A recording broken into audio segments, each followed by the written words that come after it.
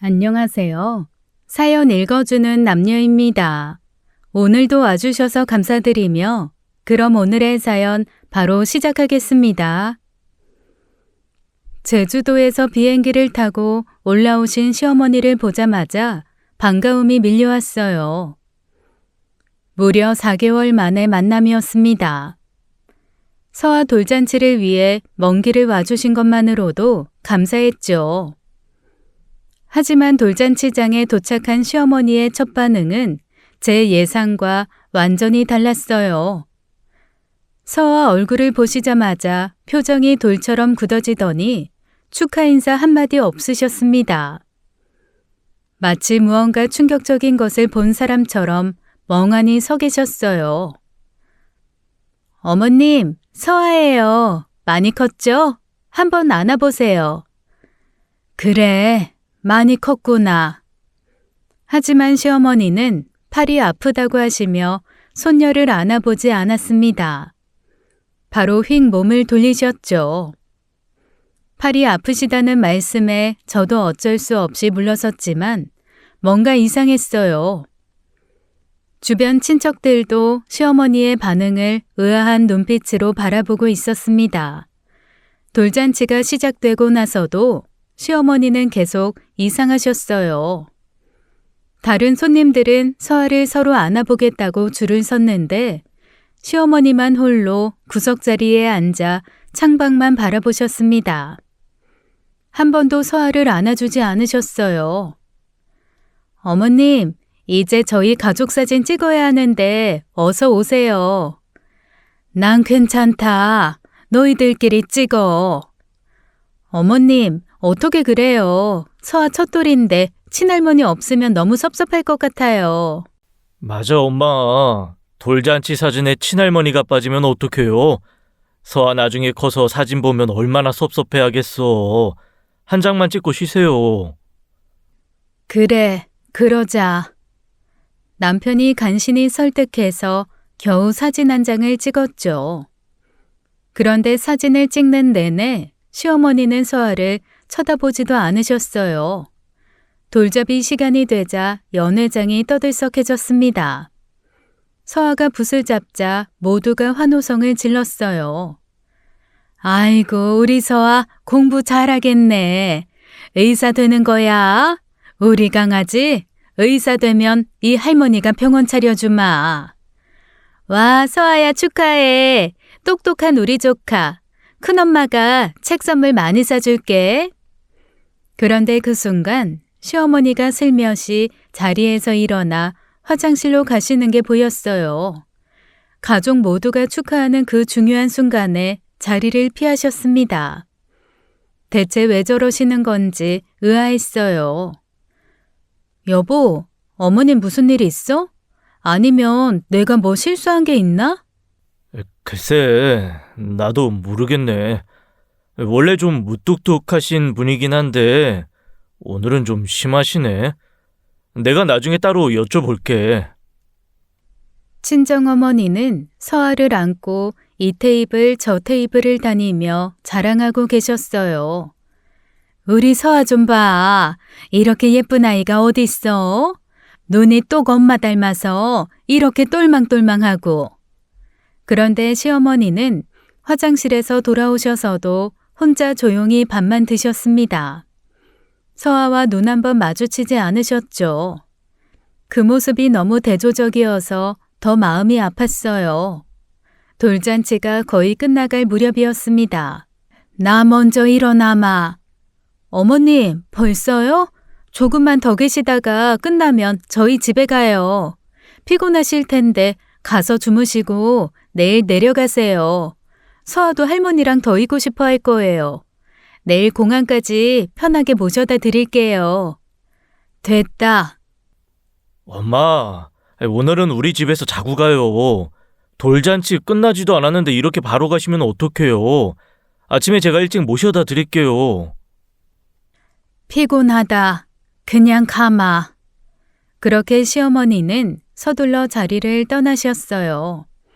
등 뒤로 느껴지는 그 차가움에 저까지 너무 당혹스럽더라고요. 돌잔치가 끝나고 집으로 돌아온 후 남편과 마주 앉았어요. 마음속에 담아뒀던 서운함이 폭발할 것 같았습니다. 어머님이 왜 그러시는 거야? 오늘 서화 한 번도 안 안아주신 거 당신 알아? 눈길 한 번을 안 주셨어.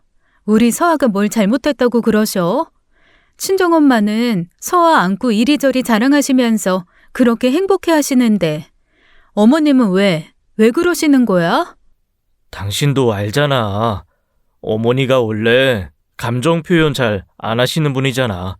무뚝뚝해서 그런 거야. 너무 기분 나빠하지 마. 그런데 사실 나도 좀 이상하긴 했어. 저 정도는 아니신데. 근데 뭔가 이유가 있으실 거야. 어머니 나쁜 분은 아니잖아. 남편 말이 위로가 되지 않았어요. 자기 엄마이니 편을 들 수밖에 없었겠죠. 남편도요. 아무리 무뚝뚝하시다고 해도 손녀 돌잔치에 와서 그렇게 무관심할 수가 있을까요? 뭔가 다른 이유가 있는 것 같은데 도무지 알 수가 없었습니다. 돌잔치가 끝나고 며칠이 지났지만 시어머니의 차가운 태도가 머릿속에서 떠나지 않았어요. 새벽에 눈을 뜨면 가장 먼저 그날의 모습이 떠올랐습니다. 혹시 내가 오해한 건 아닐까? 어쩌면 시어머니도 나름의 방식으로 서아를 사랑하시는 건 아닐까? 그런 희망을 품고 새로운 작전을 세웠습니다. 어쩌면 자주 서아를 보여드리면 마음이 열리실지도 모른다는 간절함이었어요. 매일 아침 서아의 가장 예쁜 모습을 사진에 담기 시작했어요. 방긋 웃는 얼굴, 잠든 천사 같은 모습, 이유식 먹으며 온 얼굴에 묻힌 귀여운 순간들, 정성껏 찍은 사진에 메시지를 덧붙여 시어머니께 보냈습니다.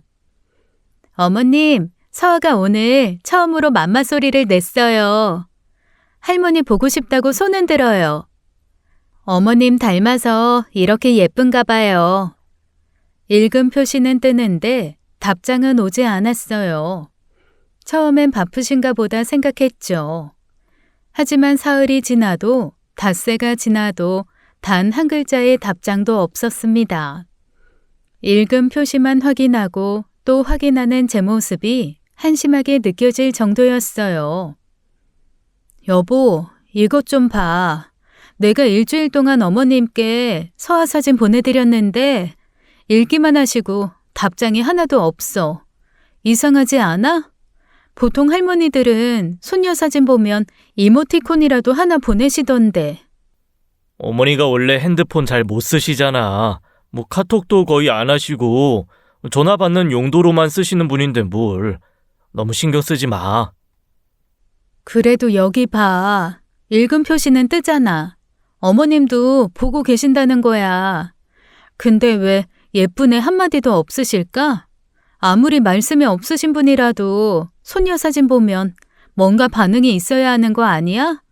차라리 안 읽으시면 모르겠는데 읽고도 무시하시니까 그게 더 서운해. 마음이 점점 무거워졌어요. 매일 아침 일어나자마자 카톡을 확인하는 게 일상이 되었는데 그때마다 텅 빈 대화창을 보며 실망하곤 했습니다. 혹시 정말로 서아를 싫어하시는 게 아닐까? 딸이라서 차별하시는 건 아닐까? 온갖 나쁜 생각들이 꼬리를 물고 이어졌습니다. 내가 어머니께 전화 한번 해볼까? 왜 답장 안 하시는지 물어보지 뭐. 아니야, 하지 마. 내가 당신한테 쪼르르 일러 바친 것 같잖아. 맞지 뭐. 뭐? 아무튼 하지 마. 괜히 내가 답장 강요하는 것 같잖아. 시어머니한테 그런 부담 드리고 싶지 않아. 그리고 나도 몇 번 더 보내보고 계속 답 없으시면 이제 안 보낼 거야. 아니야. 나도 궁금해서 그래. 우리 서아 이렇게 예쁜데 왜 아무 말씀이 없으신지. 내가 그냥 안부 전화 드리는 김에 슬쩍 물어볼게. 아니 나도 내 딸 아빠로서 궁금한 거야. 남편이 시어머니께 전화를 걸었어요. 스피커폰으로 들으니 시어머니의 목소리가 여전히 무뚝뚝했습니다. 엄마, 요즘 어떻게 지내세요? 건강은 괜찮으시고? 그리고 채원이가 서아 사진 매일 보내드렸던데 받으셨어요? 서아 많이 컸죠? 귀엽지 않아요? 요즘 뒤집기도 하고 난리예요. 그래, 봤다. 봤다? 그래 봤다 뿐이에요. 근데 왜 답장을 한 번도 안 하세요? 채원이가 매일 아침 정성껏 사진 찍어서 보내드리는데 예쁘다 정도는 답장해 주셔야죠. 예쁜 손녀 사진 보시면 기분 좋으시잖아요. 안 그래요? 바빴어. 엄마, 바쁘셔도 카톡 한 줄 쓰는 거 10초도 안 걸려요. 그냥 예쁨 두 글자만 써도 돼요. 뭐 아니면 웃는 이모티콘이라도 보내주시든지. 앞으로는 답장 좀 해주세요. 저 솔직히 엄마가 내 딸 예뻐 안 해주시면 저 서운해요. 알았다. 됐다. 전화세 나온다. 끊어라. 전화가 또 끊겼어요. 그 차가운 목소리가 가슴에 박혔습니다. 남편과 저는 서로를 바라보며 한숨을 쉬었습니다. 도대체 왜 저러시는 거야? 나도 이제는 정말 모르겠네. 엄마가 이럴 뿐이 아니었는데 말수는 적어도 가족한테는 따뜻한 분이셨잖아. 자기한테도 잘 대해주셨었잖아. 안 그래? 갑자기 왜 저러시지? 나도 모르겠어. 혹시 내가 뭔가 잘못한 게 있나? 아니면 정말 딸이라서 싫으신 건가? 아니면 혹시 나를 미워해서 서아까지 미워하시는 건 아닐까? 에이, 설마. 만날 일 자체가 별로 없었는데 잘못한 건 뭐고 싫어할 건 또 뭐가 있어. 아유, 말어. 그냥 신경 쓰지 마. 답답한 마음이 가슴을 짓눌렀어요. 시어머니의 마음을 도무지 알 수가 없었습니다. 서아를 향한 그 시선의 이유가 무엇인지, 왜 제 딸만 외면하시는지, 앞으로도 계속 이렇게 살아야 하나 싶어 막막하기만 했습니다. 그날 밤 서아를 재우면서 고민이 깊어졌어요. 이 예쁜 아이가 할머니의 사랑을 받지 못한다는 게 너무 속상했습니다. 추석이 되어 제주도 시댁으로 내려갔어요. 공항에서 시댁까지 가는 내내 마음이 무거웠습니다. 또 서아가 외면당하면 어쩌나, 이번엔 좀 달라지셨을까? 그런 불안과 희망이 뒤섞여 있었어요. 시댁에 도착하니 아주버님 가족이 먼저 와 계셨습니다. 목포에서 사시는 아주버님도 명절에나 뵙는 터라 온 가족이 모이는 건 1년에 두세 번이 전부였어요. 조카 시우와 시훈이가 할머니 품에 매달려 있었습니다. 아이고, 우리 시훈이 많이 컸네. 할머니가 용돈 줄게. 어머님, 안 그러셔도 돼요. 애들이 무슨 돈이 필요해요. 뭐 어때? 손주들 용돈 주는 게 할머니 낙이지. 시어머니가 조카들 머리를 쓰다듬으며 10,000원씩 지어주셨습니다. 그 다정한 모습을 보니 가슴 한구석이 쓰라렸어요. 똑같은 손주인데 왜 서아는 저런 사랑을 받지 못하는 걸까 하고요. 저도 서아를 안고 다가갔어요. 어머님, 서아도 많이 컸죠? 이제 기어다니기 시작했어요. 한번 안아보세요. 저번에도 못 안아보셨잖아요. 아이고, 국이 끄나? 시어머니가 황급히 자리를 피해 부엌으로 들어가셨어요. 그 모습을 본 형님이 의아한 표정으로 저를 바라봤습니다. 아주버님도 고개를 갸웃거리셨어요. 모두가 느낄 정도로 명백한 차별이었습니다. 식사 시간이 되어 모두 둘러 앉았어요. 형님이 서아를 보더니 안아 올렸어요. 어머, 서아 정말 예쁘다. 동서 닮아서 이목구비가 또렷하네. 어머님, 서아 진짜 미인이에요. 나중에 연예인 시켜도 되겠어요.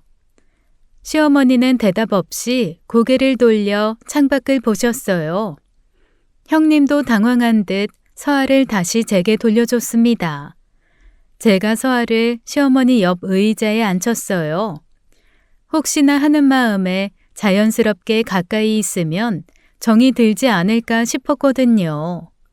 마지막 희망을 걸어본 거였어요. 밥들 먹어라. 시어머니가 일어나 화장실로 가셨습니다. 서아가 할머니 쪽으로 손을 뻗었는데 그 작은 손이 허공에 멈췄습니다. 아무것도 모르는 아이가 할머니를 찾는 모습에 제 마음이 아프더라고요. 엄마, 왜 서아를 한 번도 안 안아주세요? 시훈이는 꼬맹이 때 그렇게 예뻐하셨으면서 서아도 엄마 손녀예요. 똑같은 피를 나눈 손녀인데 왜 이래? 이러는 거 차별입니다. 넌 별 쉰소리를 다 한다. 피곤하다. 나 좀 들어가서 쉬마. 엄마, 그래도 서아 한 번은 안아주시고 들어가. 애가 할머니 찾는 것 같은데. 에이, 엄마 좀 너무하네. 이것들이 왜 자꾸 몰아가? 시어머니의 목소리에 모두가 얼어붙었어요. 그리고 시어머니는 방문을 쾅 닫고 들어가 버리셨습니다. 동서, 어머님 왜 저러셔? 뭔 일 있었어? 솔직히 말해봐. 저도 모르겠어요. 돌잔치 때부터 계속 저러세요. 이유를 모르겠어요. 이유라도 알면 답답하지는 않죠. 이상하다.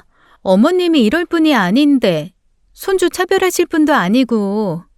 정말 동서랑 무슨 일 없었어? 정말 아무 일도 없었어요. 저도 답답해 죽겠어요. 매일 사진 보내드려도 답도 없고. 서방님이 어머니한테 한번 여쭤봐요. 이건 좀 아니다. 가족들 다 보는 앞에서 애를 이렇게 대놓고 무시하시면 어떡해요. 나도 이렇게 민망한데 동서 기분은 어떻겠어. 그래, 도윤아, 네가 좀 나서서 알아봐라. 그래, 형, 내가 따로 말씀드려볼게. 나도 저러시는 거 이해가 안 가.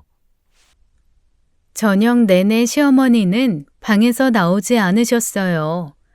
시우와 시훈이만 자기 할머니를 찾으며 시어머니 방에 들어갔다 나왔다 할 뿐이었죠.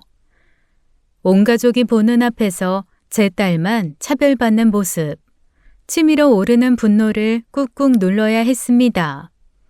서울로 돌아오는 비행기 안에서 내내 시어머니 표정만 떠올랐어요.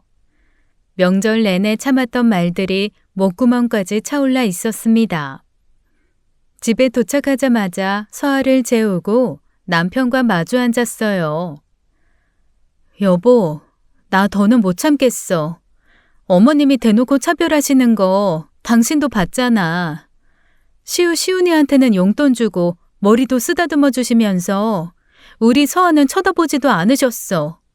이게 차별이 아니면 뭐야? 그건 나도 봤어. 근데 엄마가 남녀 차별할 뿐은 아니야. 뭔가 다른 이유가 있을 거야. 다른 이유? 무슨 이유? 내가 보기엔 딸이라서 차별하는 게 명백해. 손자들한테는 얼마나 잘해주시는데 서아는 손녀라서 안 예뻐하시는 거 아니야? 아니야. 엄마가 아들 거리면서 아들, 딸 차별하시는 사람 아니야. 당신도 알잖아. 알았지. 근데 이제 몰라. 그럼 지금 이건 뭐겠어? 왜 우리 서아만 투명인간 취급해? 명절 내내 한 번도 안아주기는커녕 눈길도 안 주셨어. 나만 이렇게 느껴? 아니야. 아주버님이랑 형님도 똑같이 느껴서 안절부절하셨어. 심지어 서아가 옆에 있으면 급하게 자리 피하시잖아. 그것도 온 가족이 다 보는 앞에서. 나 분명히 말하는데 이제 못 참아. 참았던 억울함이 쏟아져 나왔어요.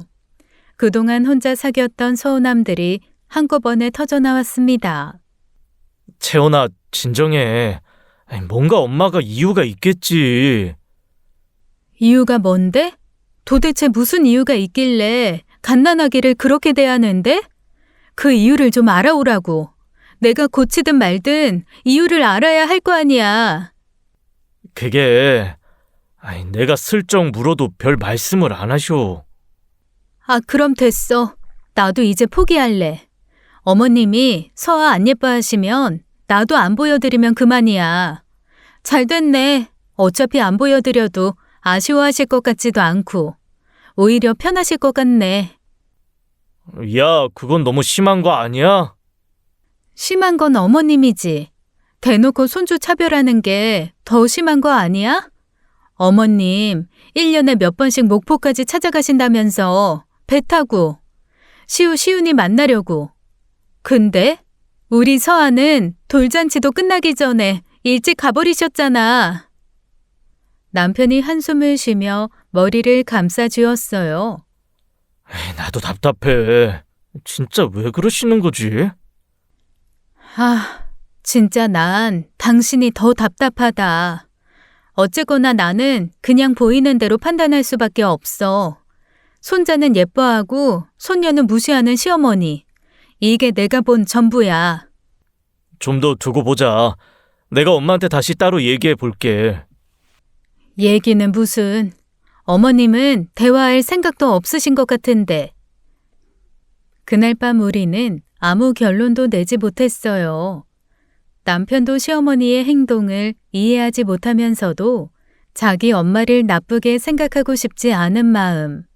저는 딸이 받는 차별에 분노하면서도 혹시 다른 이유가 있을까 하는 신랄 같은 희망. 그 사이에서 우리 부부는 갈팡질팡하고 있었습니다. 시어머니가 나쁜 분이 아니라는 걸 알아요. 제가 그동안 봐온 시어머니는 무뚝뚝하긴 하지만 좋은 분이었어요. 하지만 지금 제 눈앞에서 벌어지는 차별은 너무나 명백했습니다. 그래서 더욱 속이 상했어요. 서아를 낳으면 시어머니가 정말 예뻐해 주실 거라 생각했는데 상상도 못한 차별을 받았으니까요. 왜 그렇잖아요. 기대도 안 한 사람에게는 실망도 없고 마음도 안 상하지만 기대한 사람이 저러니 실망과 속상함이 배가 되더라고요. 며칠이 지나 동네 친구 지은이가 연락을 해왔어요. 서아 보고 싶다고 점심이나 먹자고 했습니다. 지은이네 집에서 만나 같이 점심을 먹었어요. 와, 서아 진짜 예쁘게 생겼다. 눈이 이렇게 뚜렷한 애는 처음 봐. 나중에 진짜 미인 되겠어. 고마워. 유리도 잘 크고 있지? 유리는 요즘 말도 잘하고 난리야. 아주 시끄러워 죽겠어. 근데 너 표정이 왜 그래? 무슨 일 있어? 점심을 먹다가 답답한 마음에 시어머니 이야기를 슬쩍 꺼냈어요. 그냥 들어줄 사람이 필요했거든요. 사실 우리 시어머니가 서아를 좀 이상하게 대하셔. 돌잔치 때도 그렇고 명절에도 안 안아주시고 자꾸 피해. 아, 그래서 그랬구나. 나도 서아 돌잔치 때 보고 좀 이상하다 싶어서 말하려고 했었는데 너희 시어머니가 돌잔치 때 무슨 장례식장 마냥 웃지도 않으시고 앉아 계셨잖아. 참 이상하다 했지. 그러니까 말이야. 나도 아주 환장하겠어. 그냥 그런가 보다 하고 무시하면 그만인데 그게 안 되네. 우리 시어머니랑 완전 반대다. 우리 시어머니는 유리 태어났을 때부터 금팔찌, 금반지 다 해주시고 매달 용돈도 보내주셔. 지난주에는 백화점 데려가서 옷 10벌은 사주셨어. 딸이라고 더 예뻐하시는 것 같아. 그런데 그것 때문에 자꾸 부르시니까 좀 귀찮긴 해. 넌 잘된 거야. 그런 일로 안 부르시잖아. 나처럼 불려나가는 것도 피곤하다. 지은이가 은근 돌려서 자기 자랑을 신나게 늘어놓았어요. 듣고 있자니 더 서글퍼졌습니다. 근데 너희 시어머니 왜 그러셔? 설마 아들, 딸 차별하시는 거야? 세상에, 아직도 그런 시어머니들이 있어? 요즘 같은 세상에? 진짜 그런 사람들은 벌 받아야 돼. 무슨 조선시대도 아니고. 대체 혼자서 무슨 시대에 사시는 거야? 아니야, 그 정도는. 아니, 맞잖아. 딸 차별하는 시어머니들 진짜 최악이야. 너희 시어머니도 그런 조선 꼰대 마인드인 거지. 아니, 대한민국에 살면서 왜 아직도 조선시대 마인드야? 이해가 참 안 간다. 아이고, 불쌍한 서아. 할머니한테 차별받고 크면 얼마나 상처받겠어? 친구가 시어머니를 대놓고 욕하니 기분이 묘했어요. 내가 먼저 꺼낸 이야기지만 남이 시어머니를 욕하니 오히려 불쾌해졌습니다. 나도 친정에서 오빠랑 차별 엄청 받으면서 컸거든? 오빠는 학원 다 보내주고 나는 집안일만 시키고. 그게 얼마나 서러운지 알아? 평생 트라우마야. 너희 시어머니도 똑같은 거지. 여자는 사람 취급 안 하는 거야. 그래도 우리 시어머니는 그 시대 제주도 분이시잖아. 자라온 환경이 그러셔서 그런 거겠지. 나쁜 분은 아니셔. 무슨 소리야. 그게 나쁜 거야. 시대 탓하지 마. 우리 시어머니도 똑같은 세대인데 전혀 안 그러시거든?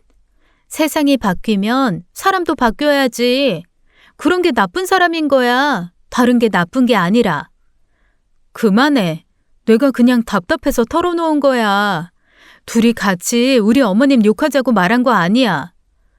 너희 시어머니 완전 꼰대인데 뭘 감싸? 나 먼저 갈게. 서아 낮잠 시간이야.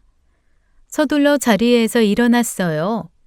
아무리 서운해도 가족인데 남이 함부로 욕하는 건 듣기 싫었습니다. 집으로 돌아오는 길에 생각했어요. 그래, 그냥 있자. 어차피 제주도에 계시니 자주 뵐 일도 없고 시어머니는 원래 그러신 분이라고 생각하기로 했어요. 억지로 사랑받으려고 하지 말고 그냥 시간에 맡기기로 했습니다. 그리고 한 달 뒤 목포에 사는 형님이 서울에 올라왔다고 연락이 왔어요. 친정에 볼 일이 있어서 왔다며 점심이나 먹자고 했습니다. 백화점에서 형님을 만나 점심을 먹고 쇼핑을 시작했어요. 동서, 시우 생일 선물 좀 같이 골라줘. 며칠 뒤가 생일인데 뭘 사줘야 할지 모르겠어. 요즘 애들이 뭘 좋아하는지 도통 모르겠더라고. 아, 시우 생일이 며칠 뒤예요? 벌써 7살이 되는구나. 저도 우리 조카 선물 하나 살게요. 형님 편으로 보내도 되죠? 어머, 그럴 필요는 없는데. 동서가 매번 챙겨주니까 미안해. 시우가 좋아하겠다. 작은 엄마 선물이라고 하면 엄청 좋아할 거야. 아동복 매장에서 시우 옷을 고르던 중이었어요. 로봇 그림이 있는 티셔츠를 고르면서 형님이 무심코 꺼낸 말이 제 가슴에 꽂혔습니다. 어머님이 시우 생일에는 꼭 목포까지 오셔. 제주도에서 배 타고 목포까지 오시는 게 쉽지 않은데도 매년 빠지지 않고 오시더라고. 시훈이 생일에도 그렇고 아이들 생일상도 직접 차려주시고 미역국도 끓여주시고 생일 전날부터 오셔서 준비하시는데 정말 감사하면서도 죄송해. 그렇게 손주 생일을 챙기시는 분이 왜 서아에게는 그러는 걸까요? 배 타고 목포 가는 것보다 비행기 타고 서울 오는 게 더 편한데도 말이에요. 순간 제 표정이 굳어졌나 봐요. 아, 그런데 말이야, 동서. 김치 잘 담그는 법 알아? 내가 김치를 너무 짜게 담그나? 애들이 잘 안 먹네. 형님이 급하게 화제를 돌렸어요. 말실수했다는 걸 깨달으신 것 같았습니다. 하지만 이미 제 마음은 복잡해져 있었어요. 동서, 미안해. 내가 말을 잘못했네. 너무 상심하지 마. 서아 돌잔치 때 어머님이 아마 몸이 좀 안 좋으셨나 봐. 평소 같으면 그러실 분이 아니잖아. 그날따라 유독 피곤해 보이시긴 했어. 얼굴색도 안 좋으셨고. 네, 형님. 저 괜찮아요. 저도 이제 신경 안 써요. 정말 괜찮아? 내가 괜한 말을 했어. 어머님도 서아 예뻐하실 거야. 시간이 좀 필요하신가 봐. 첫 손녀라서 어떻게 대해야 할지 모르시는 것 같기도 하고. 형님, 정말 괜찮아요. 저도 이제 기대 안 해요. 헤어지고 집으로 돌아오는 내내 형님 말이 머릿속을 맴돌았어요. 혹시나 시어머니가 정말 아프신 건 아닐까 하고요. 그래서 서아를 안아주지 못하신 건 아닐까, 아니면 정말로 딸이라서 차별하시는 건가, 생각이 꼬리에 꼬리를 물었습니다. 집에 도착해서 남편에게 물었어요. 여보, 어머님 요즘 건강은 어떠셔? 형님이 어머님 몸이 좀 안 좋으신 것 같다고 하던데 돌잔치 때도 얼굴색이 안 좋으셨다고. 글쎄, 뭐 별다른 말씀 없으셨는데 괜찮으시겠지. 아프시면 말씀하시겠지. 괜찮으시겠지? 아프시면 말씀하시겠지? 이래서 아들은 안 되는 건가 보다. 그게 자식이 할 말이야? 부모님들은 아파도 자식한테 말 안 하셔. 몰랐니? 언제 마지막으로 어머님 안부 제대로 물어본 거야? 글쎄, 저번 달? 전화 드렸는데. 전화로 잘 지내세요 하고 끝이지? 직접 가서 뵙든가. 어머님 최근에 건강검진 받으신 적 있어? 건강검진? 글쎄, 재작년인가? 아니다, 3년 전인가? 뭐? 어머님 연세가 60이 넘으셨는데 3년이나 검진을 안 받으셨다고? 당신 정말 무심한 거 아니야? 아, 내가 잘못했다. 아들이 이러는데 나는 내 딸 관심 못 받는다고 서운해했으니 어머님이 더 서운하셨어야 정상이네. 엄마가 병원 가는 거 싫어하셔서. 그러니까 더 신경 써야지. 나이 드신 분들은 다 그래. 혼자 끙끙 앓으시다가 큰일 나는 거야. 당장 어머님께 전화드려서 건강검진 받으시라고 해. 아니다. 그냥 우리가 예약하고 모시고 가자. 알았어, 내일 전화 드릴게. 잔소리를 한참 퍼붓고 방으로 들어왔어요. 서아 기저귀를 갈면서도 시어머니 생각이 났습니다. 혹시 정말 어디 아프신 건 아닐까 하고요. 왠지 모르게 불안한 마음이 들었어요. 저는 며칠 뒤 서울의 종합병원에 건강검진을 예약했습니다. 남편이 시어머니께 전화를 걸었습니다. 엄마, 다음 주에 서울 올라오셔야 해요. 건강검진 예약해뒀어요. 뭔 검진? 난 괜찮다. 그런 거 안 해도 돼. 엄마, 오랫동안 검진 안 받으셨잖아요. 이번에 꼭 받으셔야 해요. 살고 죽는 건 하늘이 정하는 거야. 괜히 병원 가서 이상한 거 찾아내면 더 빨리 죽어. 그래요? 엄마가 그렇게 말씀하시면 저도 회사 건강검진 안 받을래요. 엄마도 안 받으시는데 제가 왜 받아요? 뭐? 너 그러면 회사에서 뭐라고 하지 않니? 회사에서 잘리면 잘리는 거죠 뭐.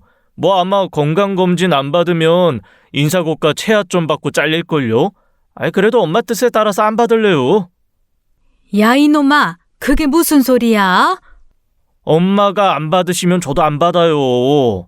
그리고 채원이랑 서아도 병원 안 갈 거예요. 온 가족이 다 하늘에 맡기고 살면 되죠. 알았다. 알았어. 정말 별 쓸데없는 짓을 다 시키네. 남편이 제주도로 내려가서 시어머니를 모시고 왔어요. 병원에서 종합검진을 받으시는 동안 시어머니는 계속 투덜거리셨습니다. 돈 아깝게 이런 거 할 필요 없는데. 어머님, 건강이 제일 중요해요. 이런 건 돈 아끼시면 안 돼요. 그래, 고맙다. 검진이 끝나고 일주일 후에 결과가 나온다고 했어요. 남편이 시어머니께 그때까지 집에 계시라고 했습니다. 뭐하러 그때까지 있어? 난 집으로 내려갈란다. 엄마, 결과 나올 때까지만 계세요. 제가 또 제주도 가서 모시고 오기 힘들어요. 회사도 자주 못 비우고. 일주일만 참으세요. 사실 남편이 시어머니를 붙잡은 진짜 이유는 따로 있었어요. 나중에 남편이 제게 털어놓았죠. 엄마가 서아랑 좀 시간을 보내면 정이 들지 않을까 싶어서 매일 같은 공간에 있으면 자연스럽게 가까워질 수도 있잖아. 그럴까? 안 그러실 것 같은데. 그래도 시도는 해봐야지. 남편의 바람대로 서아와 가까워지실 기회를 만들어 보기로 했습니다. 일부러 시어머니께 아이 돌봄을 부탁했어요. 어머님, 저녁 준비하는 동안 서아 분유 좀 먹여주시겠어요? 분유 여기 두고 갈게요. 그래. 주방에서 1시간쯤 저녁을 준비하고 거실로 나왔어요. 시어머니는 소파에 앉아 창밖만 멍하니 바라보고 계셨습니다. 서아는 바닥에서 혼자 장난감을 가지고 놀고 있었어요. 분유병은 손도 대지 않은 채 테이블 위에 그대로 놓여 있었습니다. 시어머니는 아무 반응이 없으셨어요. 제가 한숨을 쉬며 분유를 들어 서아에게 먹였습니다. 시어머니는 여전히 창밖만 보실 뿐이었습니다. 다음 날 다시 한번 시도해봤어요. 어머님, 잠깐 마트 다녀올 테니 서아 목욕 좀 시켜주시겠어요? 목욕물은 받아놨어요. 그냥 물에 담갔다가 닦아주시면 돼요. 알았다. 1시간 후 돌아와 보니 서아는 목욕은커녕 기저귀도 갈지 않은 채였어요. 욕조의 물은 차갑게 식어 있었고 서아는 기저귀가 축축한 채로 울고 있었습니다. 시어머니는 방에 들어가 계셨어요. 더 이상 참을 수가 없었습니다. 서아를 씻기고 나서 시어머니 방문을 두드리고 들어갔습니다. 어머님, 왜 서아 하나도 안 봐주세요? 형님네 시훈이는 그렇게 예뻐하시면서 목포까지 찾아가서 돌봐주시면서 왜 서아만 이렇게 대하세요? 제가 뭘 잘못했어요? 아니면 저 어린 서아가 뭘 잘못했어요? 이유라도 알려주세요. 시어머니가 고개를 들어 저를 바라보셨어요. 무언가 말하려는 듯 입을 열었다가 다시 다무셨습니다. 한참을 우물쭈물 하시더니 겨우 입을 여셨어요. 미안하다. 내가 다른 생각을 하다가 깜빡했네. 그런데 채원아, 네 딸은 그냥 네가 알아서 키워라. 그 한마디에 더 이상 할 말이 없었습니다. 그동안 품었던 희망조차 싹 사라졌어요. 시어머니께 완전히 실망했습니다. 네, 알겠습니다. 앞으로 아무것도 부탁 안 할게요. 방을 나와 서아를 안고 제 방으로 들어갔어요. 그날 이후로 시어머니께 정말 아무것도 부탁하지 않았습니다. 서아가 시어머니께 사랑받기를 바라는 마음도 완전히 접었어요. 이제는 정말로 포기하기로 했습니다. 남편이 퇴근하고 돌아왔을 때 그 이야기를 했어요. 나 이제 포기할래. 어머님이 서아 예뻐하지 않으셔도 상관없어. 내가 잘 키우면 되지. 더 이상 기대도 안 할 거야. 무슨 일 있었어? 아이, 또 어머니가 뭐라고 하셨어? 차라리 잔소리라도 하시면 좋겠다. 어머님이 그냥 서아는 나 혼자 알아서 키우래. 그냥 딱 잘라서 말씀하시더라. 나 이제 더 이상 기대 안 할 거야. 서아한테 미안하지만 어쩔 수 없잖아. 할머니 사랑 못 받고 크는 애들도 많아. 나도 이제 상관없어. 남편이 한숨을 쉬며 아무 말도 하지 못했어요. 남편도 어머니를 이해할 수 없는 건 마찬가지였으니까요. 다음 날 아침 검진 결과가 왔습니다. 남편이 결과지를 뜯어보았죠.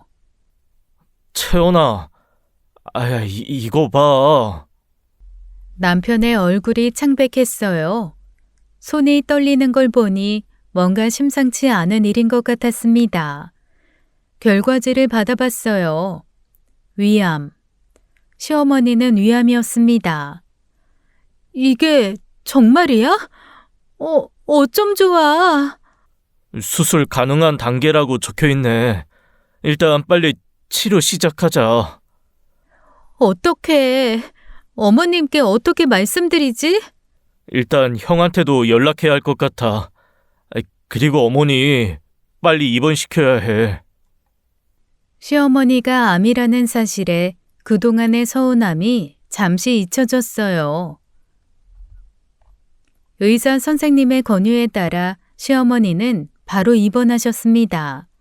항암 치료를 시작해야 한다고 했어요. 병실 밖 대기실에서 남편이 제 손을 잡으며 자책했어요. 내가 너무 무심했어. 엄마가 아프신 것도 모르고, 어쩌면 몸이 아프셔서 서아한테 그랬을지도 모르는데, 나는 그것도 모르고. 당신 잘못 아니야. 어머님이 워낙 말씀이 없으신 분이잖아. 아프셔도 내색 안 하시고. 그래도 지금이라도 발견해서 다행이야. 목포에서 아주버님 부부가 급히 올라왔어요. 엄마, 왜 아픈 걸 말 안 했어요? 우리가 있는데 왜 혼자 끙끙 앓으셨어요? 나라고 뭐 알았겠니? 채원이 아니었으면 몰랐지. 그리고 별거 아니다. 괜히 호들갑 떨지 마. 동서, 정말 고마워. 동서 아니었으면 더 늦게 발견했을 거야. 어머님이 절대 병원 안 가시는 분인데. 제주도에서 이모님들도 올라왔어요. 이모님 두 분이 오셔서 시어머니를 걱정스럽게 바라보셨습니다. 면회 시간이 끝나고 돌아가시는 길에 막내 이모님이 제 손을 잡으셨어요. 도윤이처, 우리 언니 좀 잘 부탁해. 언니가 겉으로는 무뚝뚝해도 속정이 깊은 사람이야. 네, 이모님, 걱정 마세요. 이모님이 제가 안고 있던 서아를 한참 바라보셨어요. 그 눈빛이 묘하게 슬퍼 보였습니다. 그나저나 돌잔치 때도 느꼈는데 이 애는 점점 더 닮아가네. 네? 누구를요? 도윤 씨요? 아니, 너희들은 모르겠네. 도윤이 여동생 말이야. 네? 이모, 제 여동생이요? 저 여동생 없는데, 형 하나뿐인데? 아니야. 너 밑으로 여동생이 있었어. 너보다 1살 어렸어. 이름이 서연이었나? 걔가 4살 때 죽었거든. 남편의 얼굴이 굳어졌어요. 처음 듣는 이야기에 충격을 받은 것 같았습니다. 그게 무슨 말씀이세요? 그럼 왜 아무도 얘기 안 해주신 거예요? 엄마도 아버지도 형도.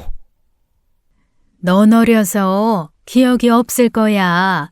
네 형도. 그리고 언니가 그 사건을 말하는 걸 무척 싫어했어. 4살에 어떻게? 자세한 건 나도 잘 몰라. 언니가 그날 이후 말을 안 해. 그냥 사고였다구만. 그 일 이후로 언니가 완전히 변했어. 말도 없어지고 웃지도 않고. 서아가 언니 딸 정말 많이 닮았어. 특히 눈매랑 웃는 모습이. 이모님이 가시고 난 후 남편과 저는 병원 복도에 멍하니 앉아 있었어요. 남편은 충격이 큰 것 같았습니다. 자신에게 여동생이 있었다는 사실도, 그 아이가 일찍 죽었다는 사실도요. 병실로 돌아가 시어머니를 바라봤어요. 항암제 때문에 잠이 드신 시어머니의 얼굴이 너무 작고 여려 보였습니다. 시어머니가 1차 항암을 마치고 퇴원하셨어요. 병원에서는 통원 치료를 하면서 집에서 요양하라고 했습니다. 시어머니는 제주도로 가겠다고 하셨지만 저와 남편이 극구 만류했어요. 엄마, 제발 여기서 치료받으세요. 제주도는 병원도 멀고. 엄마, 아들 미치는 모습 보고 싶으면 가시든가. 그래, 알았다. 미안해서 그렇지. 저희 집으로 돌아온 시어머니는 여전히 서아를 외면하셨어요. 하지만 이제는 그 의미가 달라 보였습니다. 예전에는 차별이라고 미움이라고 생각했는데 이모님 얘기를 듣고 나니 아픔 때문이란 걸 알았어요. 시어머니가 서아를 훔쳐보다가 눈이 마주치면 황급히 고개를 돌리시는 모습, 보고 싶어도 볼 수 없는 그 괴로움이 느껴졌습니다. 어느 날 오후 남편이 회사에 가고 시어머니와 단둘이 있을 때였어요. 서아는 낮잠을 자고 있었습니다. 조심스럽게 어머니께 다가갔어요. 어머님, 이모님께 얘기 들었어요. 서연이, 남편 여동생 이야기요. 시어머니는 한참을 침묵하시다가 고개를 들어 저를 보셨습니다. 복희가 쓸데없는 얘기를 했구나. 어머님, 그 얘기는 하지 말아라. 어머님, 혼자 너무 오래 품고 계셨어요. 오래된 일이야, 이제는. 하지만 시어머니의 눈가에 이미 눈물이 맺혀 있었어요. 40년간 꽁꽁 묶어둔 감정이 조금씩 새어나오고 있었습니다. 어머님, 서아 보실 때마다 서연이가 생각나서 힘드신 거였죠? 혼자 그 아픔을 감당하시느라 얼마나 힘드셨어요. 시어머니가 고개를 숙이며 어깨를 들썩였어요. 참으려 해도 참을 수 없는 울음이 터져 나왔습니다. 내 잘못이야. 다 내 잘못이었다. 어머님, 사고였잖아요. 어머님 잘못이 아니에요. 그 말에 시어머니가 고개를 들어 저를 보셨어요. 눈에서 눈물이 줄줄 흘러내렸습니다. 사고? 네가 뭐라니, 응? 아니야.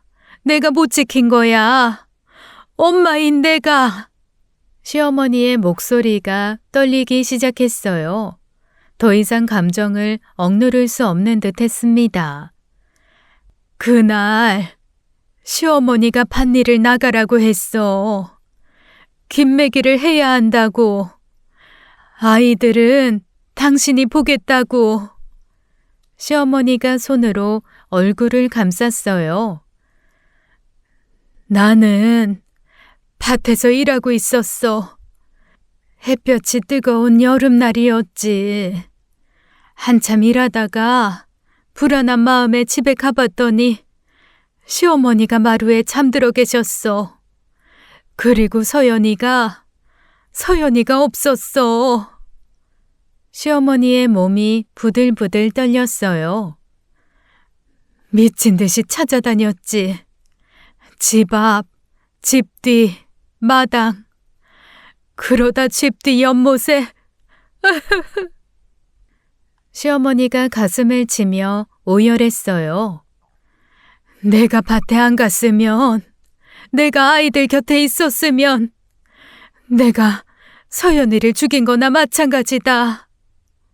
어머님, 그게 어떻게 어머님 잘못이에요. 시 외할머니가 보신다고 하셨잖아요.